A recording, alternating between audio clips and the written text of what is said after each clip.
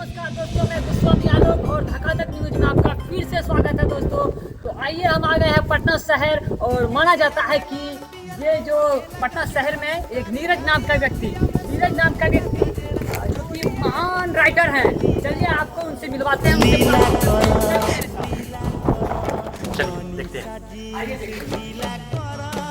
तो आइए आ चुके हैं हम महान राइटर नीरज के पास। आप देख सकते हैं ये मेरे सामने बैठे हैं और ये व्यक्ति अभी भी देख रहे हैं, गाना लिख रहे हैं। तो नीरज आपके हैं क्या? हाँ भाई है। और ये जो आपके बगल में बैठे हैं ये कौन है? यही तो गनमा लिखवा रहा हूँ मुझे। अच्छा, तो महान व्यक्ति यही यही है। है। टिल्लू नाम मेरा करके बाबा। आपको गाना लिखाता है ना? आइए। बहुत अंदर ध्यान दिया, आगे हैं आपके सामने। गाना लिखने के लिए मेरे को बोल रहा है। ठीक है, बाद में लिखिएगा। तो नीरज जी, मैं गोस्वामी आलोक और मेरा न्यूज चैनल धकाधक न्यूज है। तो थोड़ा देखना चाहेंगे कि आखिरकार आप क्या रहे हैं, क्या लिख रहे हैं आप? हम तो गाना लिख रहे हैं।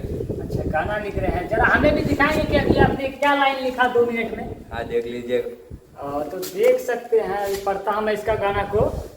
छोड़ी गर्मी लागे छे होके देना गे, समझ रहे हो? छोड़ी लहंगा उठा के हमरो देना गे। अच्छा, तो ये लाइन आप लिखे हैं? हाँ हम ही लिखल बानी अपन हाथ से। अच्छा, ये हाथ से लिख ले बानी। तो देख रहे हैं कलम भी तुम्हारे हाथ में है। साले को बम से उड़ा दूंगा। मन तो कर रहा है दोस्तों कि ये जो हाथ जो है ना, ये हाथ को कटवा इन्हीं भोसड़ी वालों राइटर की वजह से भोजपुरी इंडस्ट्री बदनाम हो चुका है दोस्तों।